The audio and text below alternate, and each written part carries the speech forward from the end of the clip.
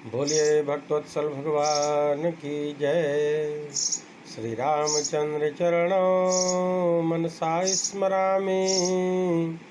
श्री रामचंद्र चरणों वचसा गृणामि। श्री रामचंद्र चरणों शिरसा नमामि। श्री रामचंद्र चरणों शरणं प्रपद्ये। बोलिए भक्तवत्सल भगवान की जय। चलिए आज जनहितार्थ ब्राह्मणों के हित के लिए सुंदरकांड मानस तुलसीदास जी महाराज द्वारा रचित उसके दोहा नंबर 49 के ख प्रथम लाइन देखते हैं। अस प्रभु छाणी भजहि जे आना, ते नर पशु बिनु पूछ बिसाना। आज प्रत्येक घर में एमए बीए किए हुए बहू बेटी सब मौजूद हैं, फिर भी वे सब मानस की इतने अर्थ को भी नहीं जान पाते और सुंदरकांड का पाठ भी लगभग सब करते हैं। हमारा परम सौभाग्य है कि आज ये रामकांत जी महाराज के द्वारा आप सबों तक पहुंच रहा हूं मैं और ज्ञान की दो शब्द जीवनोपयोगी बता पा रहा हूं, इसलिए मैं पहले उन्हें प्रणाम करता हूं। अस प्रभु छाणी भजहि जे आना। अस माने ऐसे, प्रभु भगवान राम जो सर्वसमर्थ हैं, छाण याने छोड़ करके, भजहि याने जो दूसरे किसी को भजता है, जे माने जो, आना माने दूसरे। ऐसे भगवान श्री रामचंद्र को जो छोड़ करके दूसरे का भजन करता है, ते नर पशु, वह मनुष्य के रूप में पशु ही है, बिनु पूंछ बिसाना। फिर भी प्रभु ने उनके ऊपर कृपा करके उनके पूंछ और सिंग नहीं बनाए, नहीं तो मनुष्यों के बीच एक उनका पहचान बन जाता कि ये पड़वा भैंसा है, मनुष्य के रूप में पशु पुत्र है। ऐसे प्रणतपाल परम उदार प्रभु को छोड़ करके जो दूसरे किसी को भजते हैं, वे मनुष्य बिना सिंग और पूंछ के पशु ही हैं। अब कुछ विस्तृत करें। अस ये उपर्युक्त दोहा में कहा गया है, इस गुण की ओर संकेत कर रहा है, अर्थात जो कैसा भी कोई भी पापी हो, कपटी हो, कुटिल हो, सर्वगुणहीन हो, आदि मनुष्य शरण में आए तो उसका त्याग नहीं करते। भगवान कहते हैं, शरणागत कहूँ जे तजहि, निज अनहित अनुमानी, ते नर पामर पापमय, तिनहि बिलोकत हानि। इसलिए भगवान कृपा के सिंधु हैं, अकारण करुणा वरुणालय हैं, बिना कारण के कारण कृपा करते हैं। कृपा की न होती जो आदत तुम्हारी, तो शून्य ही रहती अदालत तुम्हारी। जो दीनों के दिल में जगह तुम न पाते, न घर घर में होती हिफाजत तुम्हारी, न घर घर में होती हिफाजत तुम्हारी। हे मेरे प्रभु राम, आपकी ये बातें हैं। आप शरणागत वत्सल हैं, शरणागत पालक हैं, सत्य संकल्प हैं, दृढ़वती हैं, परम उदार हैं और भक्त की जो सब वासनाएं हैं वो भी पूरी कर देते हैं। जो उनके मन में शरण में जाने के समय या उसके पूर्व उठी हुई बात होती है, अंगुल्या निर्देश निश्चय प्रतिपादक है, जो अन्य अर्थ को निवृत्त करता है। भजन विभीषण को कहा, फल कहा दियो रघुराज, राम गरीब निवाज के, बड़ी बाह बोल की लाज। विनय पत्रिका 193 में प्रभु संज्ञा इसलिए दी गई है क्योंकि रावण ऐसे समस्त लोग विजयी सुर मुनि त्रासक से उसके निकाले हुए भाई को शरण में लेकर के विरोध लिया। ऐसे समर्थ हैं और सामर्थ्य पर दृढ़ विश्वास है कि रावण के जीते जी उसके भाई का तिलक कर दिया, राजा बना दिया, उसको लंकेश बना दिया। ऊपर दोहे में जो कहा है उसी के संबंध में प्रभु कहा, छाणी का भाव कि ऐसी प्रभु को छोड़ना नहीं चाहिए। ये देखिए, एक बहुत बड़े विद्वान हुए अरस्तु, वो कहते हैं, man is born free but he is found everywhere in chance. उनके इन बात को खंडन करता है यह दोहा चौपाई और इसके पश्चात गीता जी में भी इसका प्रमाण दूंगा, क्योंकि कुछ अभागे हैं जो मानस को नहीं मानते, वेद नहीं समझते और तुलसीदास जी का लिखा हुआ समझते हैं, लेकिन उनके लिए ये गीता जी तो है श्री कृष्ण वचन, उसको तो मानना पड़ेगा उनको। तो वही है, ये कहते हैं केवल प्रभु ही स्वतंत्र हैं, जीव चाहे जैसा भी हो माया के परतंत्र ही है। पर बस जीव स्वबस भगवंता, जीव अनेक एक श्रीकंता। जो स्वयं परतंत्र है उसके भजन से लाभ क्या? बड़े भक्तवत्सल भगवान की जय, श्रीमन्नारायण। तो मनुष्य ये जीव कभी भी स्वतंत्र नहीं है, पर बस जीव स्वबस भगवंता, ये जीव हमेशा परबस है। विचार करके देखिए, यदि हम स्वतंत्र होते तो कोई ये गरीब यहाँ पैदा होना नहीं चाहता। सब मोदी जैसे प्रधानमंत्री या अंबानी के घर पैदा होना चाहते हो, सब फरमाइश करते हैं कि चल मेरे को वहाँ पैदा कर, लेकिन ऐसी बात नहीं है। पर बस जीव स्वबस भगवंता, भगवान ही स्वतंत्र हैं और पूर्ण है। बाकी सब जितने भी जीव हैं 84 लाख योनि में, सब के सब परबस हैं, उनका कहीं भी बस नहीं चलता। जीव अनेक एक श्रीकंता, जो स्वयं परतंत्र हैं उनके भजन करने से क्या लाभ? विचार करके देखिए, जो स्वयं दुख पा रहा हो दूसरे की मदद क्या करेगा? देव दनुज नर नाग मनुज, सब माया विवश विचारे, इनके हाथ दास तुलसी, प्रभु कहा अपन पौहारे। अब यहाँ थोड़े से ले लें। भगवान कृपा करके मनुष्य को गर्भ में भेज करके संसार में सुख पाने के लिए प्रेरित करके भेजते हैं। कबहुक कर करुणा नर देहि, अदेत हेतु बिना ईश सनेहि। देत हेतु बिना, अकारण बिना कोई कारण के ही भगवान कृपा करके मनुष्य को अपने पूर्व जन्म के पाप पुण्य के प्रभाव से इस संसार में भेज देते हैं। इनमें उनका कोई प्रयोजन नहीं रहता, स्वार्थ नहीं रहता। अस प्रभु छाण भजे ज्ञाना, भाव यह कि औरों को छोड़ करके ऐसे प्रभु का भजन करना चाहिए। और ये अभागे जीव कली में आकर के उल्टा ही करते हैं, इनको छोड़ करके दूसरे को भजते हैं। ये बिना सिंह और पशु के, बिना सिंह और पूंछ के पशु ही हैं। यही भाव इसमें आ गया, क्योंकि जिसको अपने हित अनहित का ज्ञान है वह कभी नहीं छोड़ सकता। हित अनहित पशु पक्षी जाना, तुलसी जाके होयगी अंतर बाहर दीठी, सो की कृपालु देई गो केवट पाल पीठी। दोहा 49।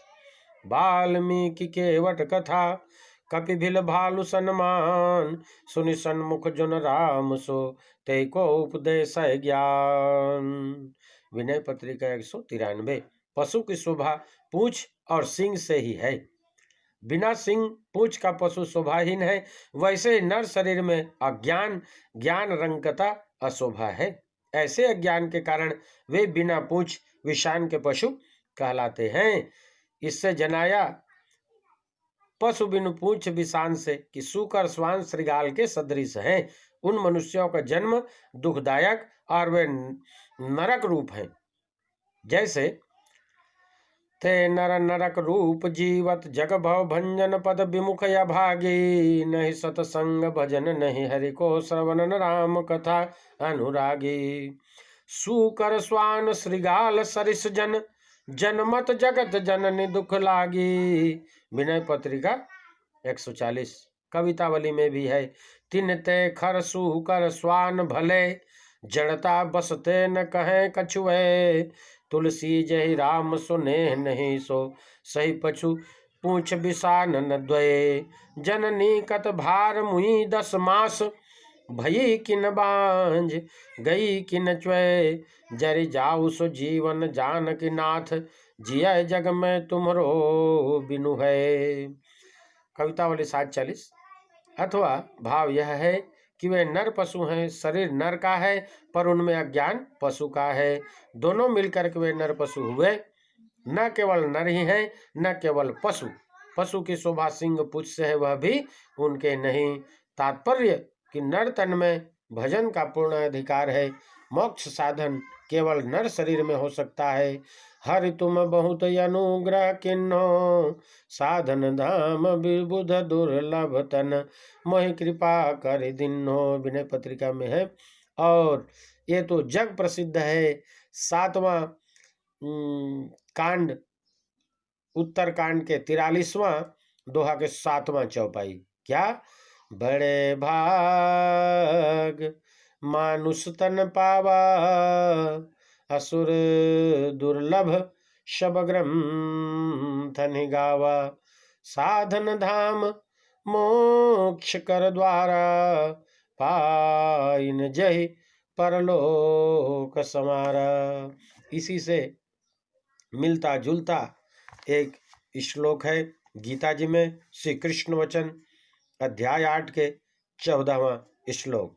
कहते हैं, अनन्य चेता सततम यो माम स्मरति नित्यसः, तस्याहं सुलभ पार्थ नित्य युक्त योगिनः।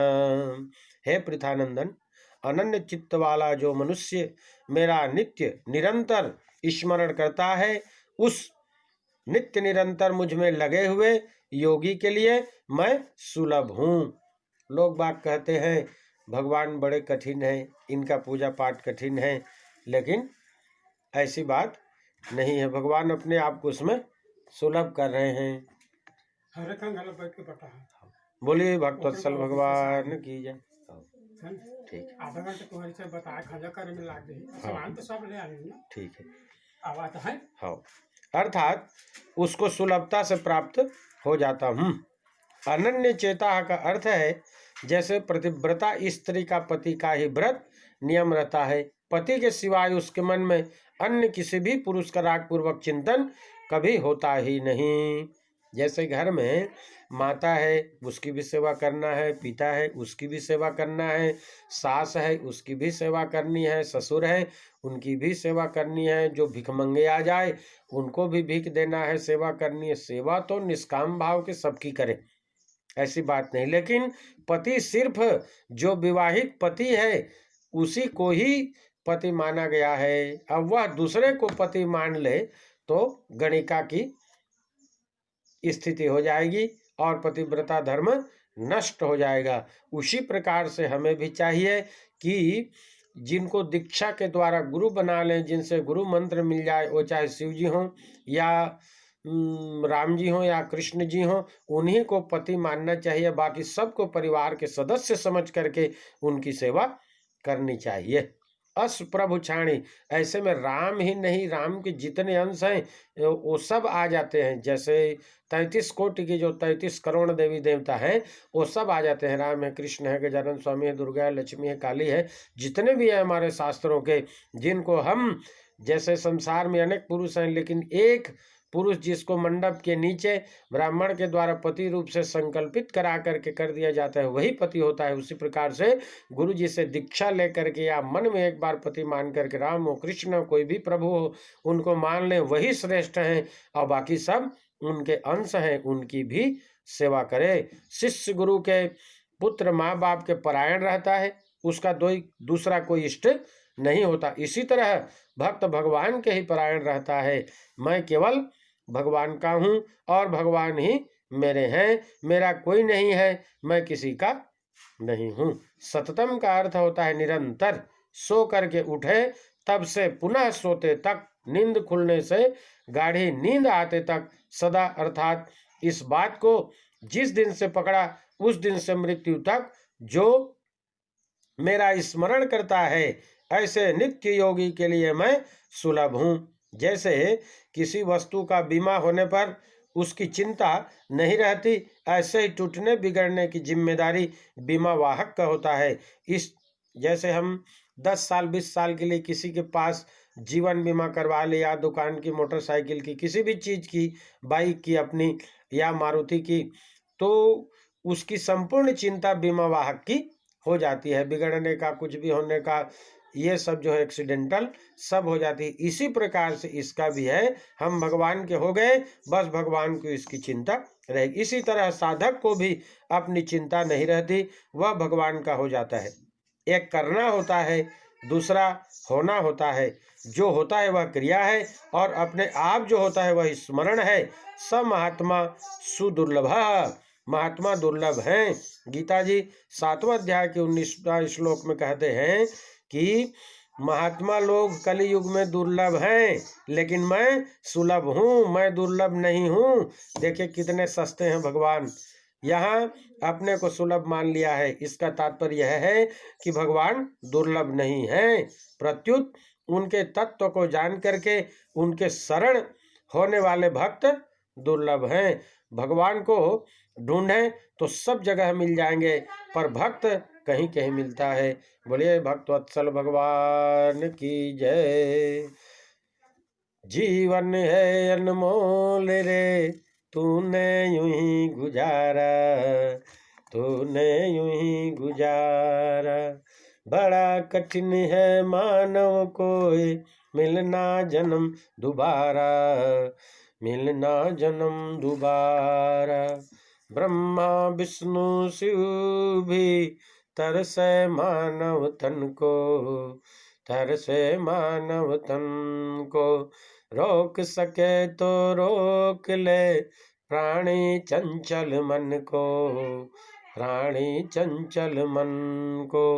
पछताएगा बह जाएगी जब ये समय की धारा, जीवन है अनमोल रे, तूने यूं ही गुजारा, तूने यूं ही गुजारा। किम अधिकम।